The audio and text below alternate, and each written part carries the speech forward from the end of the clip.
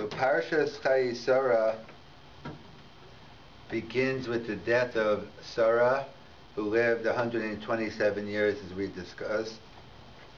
And she lived a full life, and tzaddikim and misasam nikra chayim, and righteous people, even after they pass on, are considered living. So we left off discussing that Avram made a eulogy for Sarah. So Lispo was Sarah, of course, and he wept. And we discussed the difference, why usually it's crying. First you cry when you hear the news, then you give the eulogy. Why by Avram is it different? So there are many answers. We gave one based on Dora Chaim, that she didn't want to show that he was doubting God's judgment, that Sarah lived a full life, and therefore he didn't want to cry publicly. Others say the Netziv writes a very pragmatic reason. The time he got there, he wasn't there at the time. He had the big crowds of people waiting.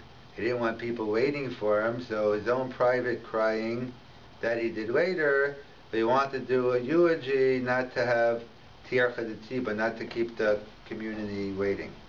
So the Gemara in Sanhedrin asked the following question: what is the nature of the mitzvah of a eulogy? Why do we have, what's behind the mitzvah, the commandment of giving a eulogy? Who is it for? What's its purpose? So the Gemara raises the issue whether it's considered kavod hachai or kavod hames. Is it considered honor to the living or honor to the nifter, the person who passed away? So the Gemara asks, "My nafkamina." What's the practical difference? Either way, I have to give a eulogy. What's the difference whether the eulogy is for the living or for the dead? So in most cases there is no nafkamina, but the case would be is, can the person forego his honor and say, thanks but no thanks, I don't want a eulogy? So it would come out, if it's kavod hames, if it's honor to the dead, so he's the balabas, it's for him, so he should have a right to forego his honor and say thanks but no thanks. But if it's kavod hachai, if it's honor to the living relatives, they need, it's therapeutic, they have to talk about, they have to internalize the loss, so then he doesn't have a say in the matter. So in fact, there's a famous story in Navi, and Chazal tell us that the Jewish people were punished for not eulogizing Shol HaMelech properly. So why were they punished? If it's kavod hames, if it's honor to the dead, I understand why they were punished, because they didn't give Shol the proper honor. But if it's kavod hachai, if it's for themselves, why should they be punished? So that's what the commentators point out, that by a king you have no choice. That a king, there's the instant, we know a melech can't even be mochel on his own kavod. A melech can't be mochel, forego his own honor. It's a whole discussion. Parents can, maybe Rabbeim can, that's a discussion. But Tzom Tasim of Melech, a melech can't forego his honor. And we know, it's the institution of the kingship. It's like we have the Chassid Sofer writes in Parshas Emor, that let's say someone, we know there's a mitzvah v'kidashto. There's a biblical mitzvah to give Kohanim, give them preferable treatment in certain ways, and one is that they get the first aliyah, they get called up to the Torah, the first one. So let's say someone and you get a mitzvah, every time you call up a Kohen, you get a biblical mitzvah v'kidashto, or v'kidashto is fulfilled. So what happens if someone walks into shul and you don't know them, they're strangers, and you ask them, what are you? They say they're a Kohen, and you give them the first aliyah, and then later on you find out they were lying. They just wanted to see how it was to get the first aliyah, or whatever their issues were. So the Chassid Sofer writes, it's no problem.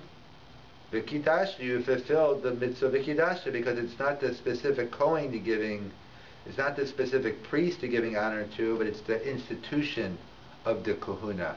And therefore, same thing here by a king. So therefore, it wouldn't be approved, even if it's kavod hachai, but the honor of a king isn't an option. In fact, similarly we find, and even though we do assume that a person does have a right to forego his honor, and he could ask not to have a eulogy, however, just like we find by Shol, we also find it by different Gedolei Hador. There's a famous incident with the Pnei Yoshua, one of the great rabbis, who said he doesn't want to be eulogized.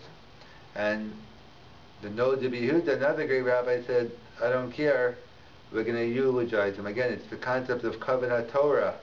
One of the Gedolim, that's great rabbi, so normally you have an option of being mocho, because we assume apparently it's Kavod HaMeis, it's honor to the deceased, and therefore one has a right under certain circumstances to forego it.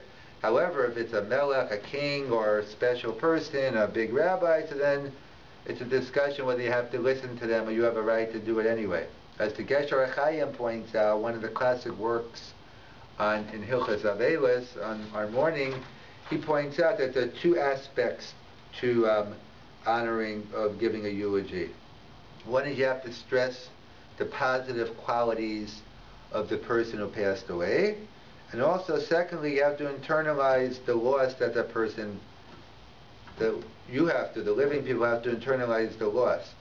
So therefore, even if a person can forego on his honor of talking about his qualities, the dead person, however, you still have to internalize and feel the loss. So that's why when it comes to great Gedolim, they say that Aruch HaNer, Rav Yaakov Ellinger as well, his objection to having eulogies, they eulogize them anyway. So we find among great Gedolim, it's like we find it's the institution of Torah, the institution of priesthood, the institution of kingship that you can't forego. So that's the Gemara's question, is honor to the living, honor to the dead, and then we assume it's honor to the dead, and he has a right to forego his honor. Actually, on a similar vein, there's a similar discussion regarding a similar issue, is something called Meis Mitzvah. Meis Mitzvah is, the Gemara talks about it, was when you find someone on the road or anywhere, they don't have anyone to bury them. And in fact, the Gemara's case, a Kohen Gadol, even on Yom Kippur, the mitzvah of Meis Mitzvah, burying someone who doesn't have anyone to be buried, is so important, even a Kohen Gadol on Yom Kippur. So, the Gemara tells us one of the takanas Yoshua made was Meis Mitzvah Kona Mekomo. He made a takana, a decree, that if a person, wherever a person dies in Eretz Yisrael, so you bury him right there. We know really, because really the whole Eretz Yisrael belongs to the Jewish people, but we know we split it up into different tribes and different portions. So Yoshua said, Meis Mitzvah Kona Mekomo, everyone's really entitled to be buried anywhere, and therefore, you bury the person wherever they pass away. Meis Mitzvah. So that's a discussion among the commentators. What does that mean? Who is it made for? For whose benefit? So simple explanation, for the benefit of the one who died. You're lying on the road. You have nowhere to be buried, and no one wants you. You say no, you have to be buried here. And others say no, it's not for the benefit of the dead, which of course he benefits, but the motivation behind it was kavod hachai, that to avoid machlokes, to avoid dispute. If everyone's going to say, don't bury him here, no, he belongs in this tribe, he's not here, a whole big dispute will break out where to bury him. So to avoid machlokes, to avoid dispute, we say no discussion, bury the person right where you find them. So that's a discussion among the commentators, whether it's this takana of Yoshua of Mitzvah Kona Mekomo in Eretz Yisrael, is that for the honor of the living or honor of the dead? My nafkamina, what's the difference? Either way, you're going to have to bury the person. So there's a very, it still could be halacha l'maisa today, but it was a very practical question after 1948 when we took over the state of Israel. In fact, the Chazon Ish was asked the following question, another Gedolim, Rabbi from Switzerland. There are many soldiers or non-soldiers who were killed on the road, or fighting in the middle of nowhere, and that's what you do. I guess in the middle of war, you don't have time to start making funerals and bring them to cemeteries. You just find a place and you bury them. So let's say you did that. So you bury them during the war. Now the war is over. So now in 1940 we have the state back. So now the question is, are you allowed to normally there's a prohibition that usually once we bury someone, we want it to be permanent. We put the person in the ground, and because based on the concept the Gemara tells us, the mystical concept of that once a person, as we'll get into when we discuss burial a little bit, but the quicker the body decomposes, the quicker the atonement. So therefore, you want to be buried right away, and you want them in the ground. You don't want to interfere with it. So the question is, normally we don't reinter, but there are certain examples where to bring someone to the land of Israel we do, or for kever avos, there are exceptions. But the Chazon Ish was asked in this case, can we go ahead and take the bodies out of the ground and give them a proper burial in a cemetery? Because what about Meis Mitzva Kona Makomo? So the Chazon Ish was lenient. He said yes, one is permitted to go ahead and bring them back. And others, Rabbi from Switzerland, he was against it. He said the Meis Mitzvah Kona Makomo stop makes you bury the person right away, and we have an issur, a prohibition of taking the body out, so then you can't exhume the body after. So what's the Nekudas HaMachlokas? What's the issue on whether the case of post-1948 now or any time, once you, this takana of Meis Mitzvah Kona Makomo, can you reinter the body? In fact, there's a Mitzva with Rabbi Akiva where he saw a Meis Mitzvah and he carried it 3 miles and he buried it in the cemetery. He told the rabbis, expect them to give him a lot of praise, and they trashed him. They said, what are you doing? They said, Meis Mitzvah, Kona Makomo, you leave it there. And other Chazal seem to say, Tosas writes in Ksuvis, that they criticized him for Bittul Torah. He was wasting his time. He could have buried the person there, so you can't bring a proof from that incident. But the issue is whether this halach is for honor for the living or honor for the dead. If it's honor for the dead, so then if the dead person, if the family, whoever is in charge, thinks he wants a proper burial in a cemetery, you go ahead and do it. But if it's kavod achai to avoid machlokes, so then you can never take the person out, because then you are else to get into the issue. So therefore, that seems to be the nekuda. The Chazon Ish apparently seems to, assuming this lumdis is right, he seems to assume it's kavod hameis, and therefore that's what we assume with halacha. One is permitted to go ahead and take the body out and put it and give it a proper burial.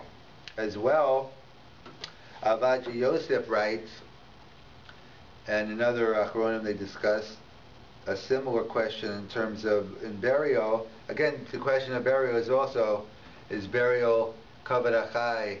Is there for atonement for the dead, or is it not to embarrass the living? We'll go into Kfura later or another time.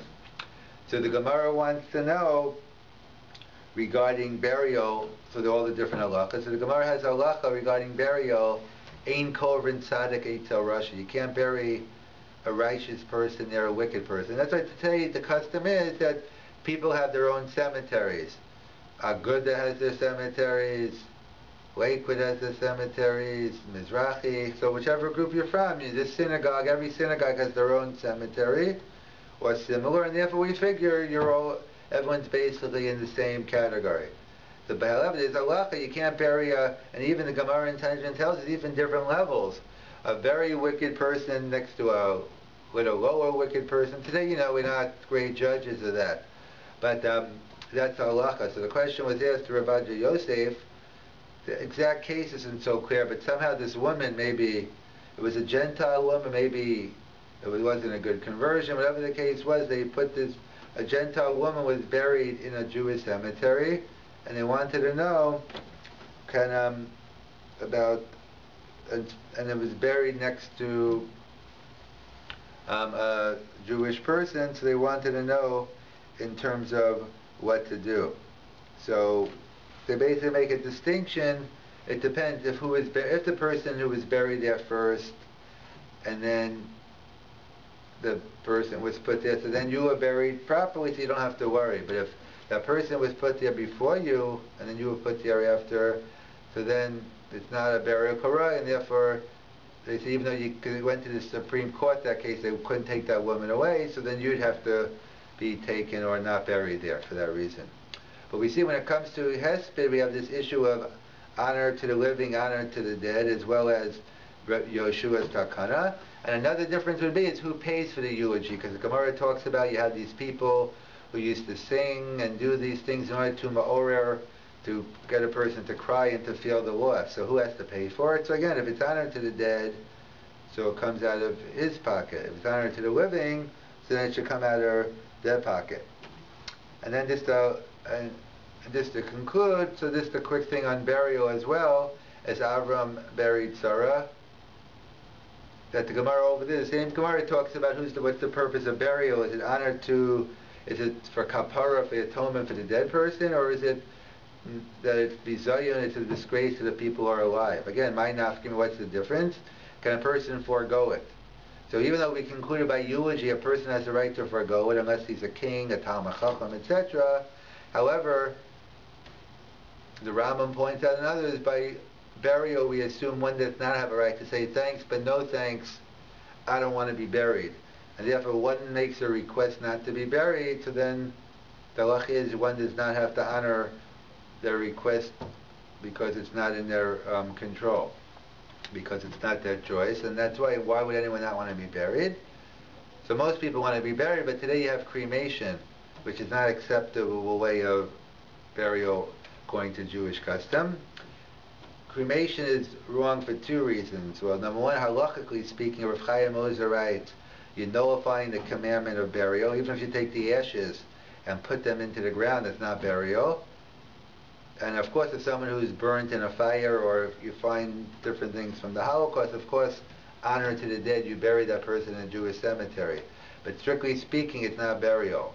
And others point out, Pi Machshava, that by doing cremation, at least during those days, maybe today people do it for pragmatic reasons, environment, cost, but the original reason for cremation, people did it in order to show that's it, it's the end, it's closure. Take the ashes and throw them in the ocean, and that's the end of it. We believe in the next world, Chaya Sarah, tzadikim v'misasam nikra chayim, we believe there's a next world and people live eternally. And therefore, that's why the rabbi spoke very harshly against cremation, because there was a denial of the next world. And therefore we do not honor a person's request who says not to be buried. And that's why by eulogy we conclude a person does have a right to say thanks but no thanks, usually. But if it's a special person, we don't honor his request, or we don't have to. Different opinions. And regarding burial, we assume there is no choice. One has to go ahead and be buried, and we'll continue another time giving a class more about the nature of burial, whether we learn out the source of burial, and in terms of what has to be buried, limbs from, what about Avram and Achai, limbs from a live person, they have to do a surgery, or what about afterwards, what has to be buried and what doesn't have to.